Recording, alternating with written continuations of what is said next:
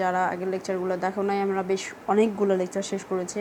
যারা আগের লেকচারগুলো দেখো নাই তারা এই যে ভিডিওর ডান পাশে আই বাটন রয়েছে, সেই আই বাটনে ভিডিওগুলো পেয়ে যাবে, অথবা ডিসক্রিপশন বক্সে হচ্ছে তোমাদের কি রয়েছে, লিঙ্ক রয়েছে প্লেলিস্টের, সেখান থেকে তোমরা দেখে আসতে পারো। তো আমি আজকে বলেছিলাম আজকে আমি অনমনীয় বিন্দু সম্পর্কে তোমাদের করাবো, শুধু অনমনীয় বিন্দু। আমরা আজকে কোনো সর্বোচ্চ সর্বনিম্ন বিন্দু করব না, শুধুমাত্র অনমনীয় বিন্দু করব। তো আমি এখানে একটা অঙ্ক নেই যে x³ - 4x² - 6x। তো এটা আমরা কি করব, দেখা যাচ্ছে না, আচ্ছা অনমনীয় বিন্দু। ওকে, ঠিক আছে। তো এটা আমরা আজকে অনমনীয় বিন্দু বের করব। তো অনমনীয় বিন্দু বের করার আমাদের সূত্রটা আমরা প্রথমে দেখে নেই আর কি।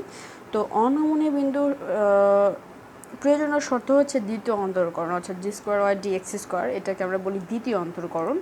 দ্বিতীয় অন্তরকরণের মান 0 হবে এবং তৃতীয় অন্তরকরণের মান ডাজ নট ইকুয়াল টু 0 হবে। আচ্ছা, প্রয়োজনীয় শর্তটাই আমাদের দ্বিতীয় অন্তরকরণ দ্বারা শুরু হয়েছে। তো দ্বিতীয় অন্তরকরণ দ্বারা যতই শুরু হোক না কেন, আমাদের প্রথম অন্তরকরণ বের করতে হবে। প্রথম অন্তরকরণ ছাড়া তো আমরা দ্বিতীয় অন্তরকরণ বের করতে পারবো না, আমরা একবারে দ্বিতীয় ধাপে যেতে পারবো না, আমাদের আগে প্রথম ধাপ বের করতে হবে। তো আমি যদি এখানে দেখাই যে dy dx এটা হচ্ছে আমাদের প্রথম অন্তরকরণ, আর d² dx² যদি বলে তাহলে এটা হচ্ছে আমাদের দ্বিতীয় অন্তরকরণ, আর যদি d³ dx³ বলে তাহলে আমাদের এটা তৃতীয় অন্তরকরণ, অর্থাৎ স্কোয়ার থাকলে দ্বিতীয়, কিউব থাকলে তৃতীয় এবং কিছু না থাকলে সেটা আমাদের প্রথম অন্তরকরণ। তো আমাদের প্রয়োজনীয় শর্ত দ্বিতীয় অন্তরকরণ কাছে আগে যাওয়ার আগে আমাদের প্রথম অন্তরকরণটা বের করতে হবে। তাহলে আমরা প্রথম অন্তরকরণটা আগে বের করে নিই। তাহলে dy dx = আমরা এখানে 0 ধরি, 0 ধরে dx। আমি আশা করি এগুলার তোমাদের বিস্তারিত আমার আর বলা লাগবে না, কারণ প্রায় অনেকগুলো লেকচার হয়ে গেছে, আমি সবগুলোতে অনেক বিস্তারিতভাবে আলোচনা করেছি। তোমরা একটু বই খুলে যদি দেখো তাহলে আমার লেকচারগুলোই তোমরা দেখতে পারবা, আমি যে অঙ্কগুলো করেছি সেগুলো তোমরা দেখতে পারবা। একটু প্র্যাকটিস করো, খাতা কলম নিয়ে করো, ইকোনমিক্স ডিপার্টমেন্টে পড়ো। যদি খাতা কলম আর বই না থাকে তাহলে পাশ করাও কঠিন। সত্যি কথা এটা, যে পাশ করাও কঠিন হয়ে পড়বে অঙ্ক যদি তোমরা না করো।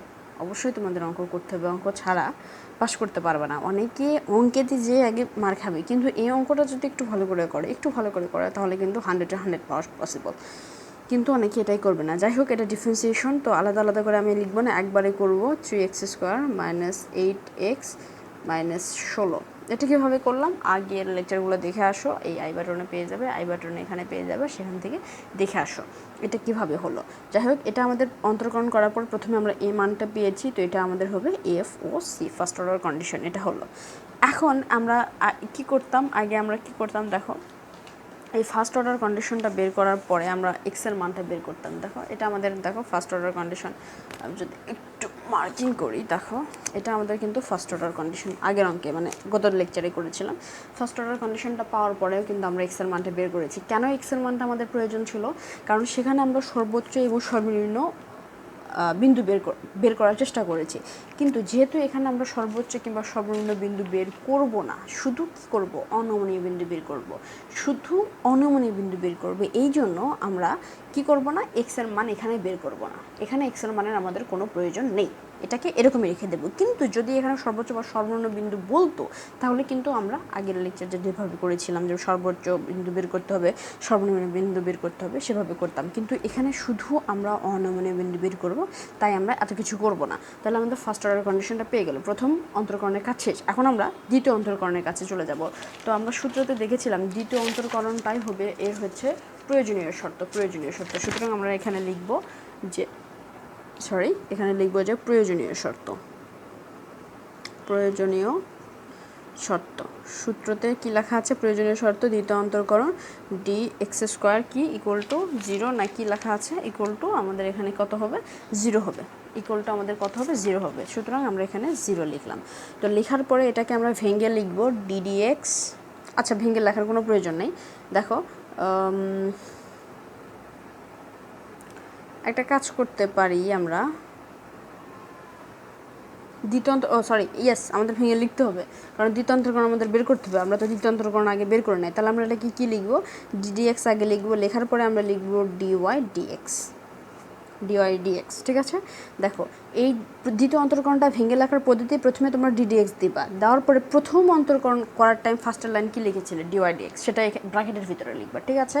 তাহলে এখন আমরা ডিডিএক্সটা এরকমই রাখবো, রাখার পরে এটা প্রথম অন্তরকরণের এফওসি মান কত আমাদের 3x² - 8x - 16, এই মানটা আমরা লিখে আবার ডিফারেন্সিয়েশন করব 8x - 16, এটা লেখা এখানে 0 দিতে হবে, ওকে। তারপরে এটাকে আমরা ডিফারেন্সিয়েশন যদি করি তাহলে আমরা 6x পাবো -8 পাবো, 6x - 8 = 0।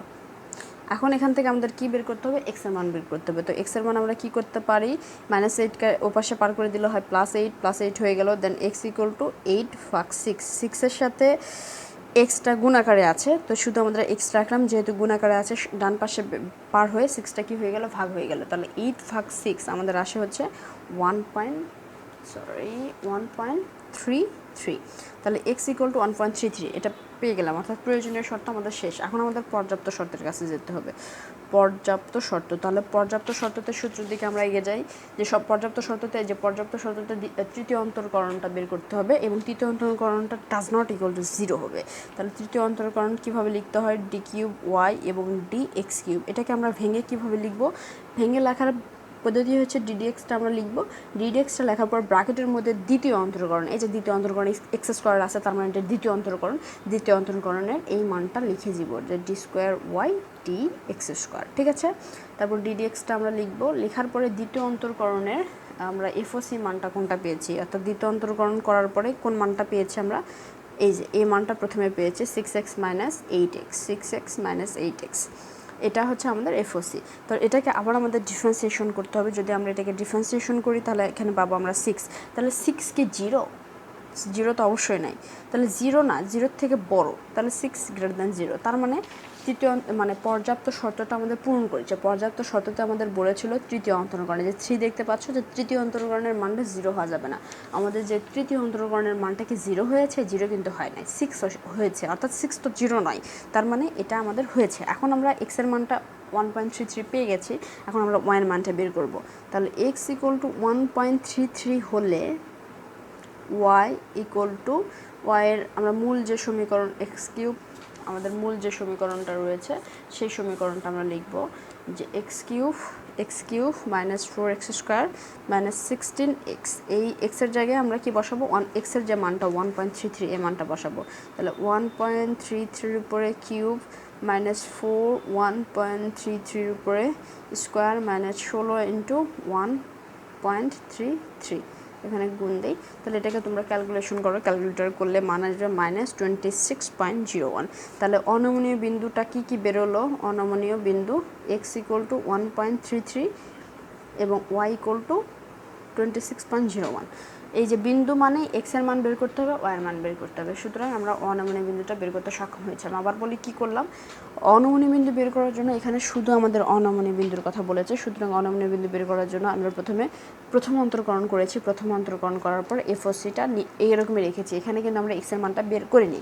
তারপরে অনমনীয় বিন্দুর প্রয়োজনীয় শর্ত আমরা জানি যে দ্বিতীয় অন্তরকরণের মান 0 হবে, সুতরাং এখানে দ্বিতীয় অন্তরকরণের মান 0 নিয়ে আমরা x এর মানটা কত বের করেছি 1.33, এইটুকুই গেল।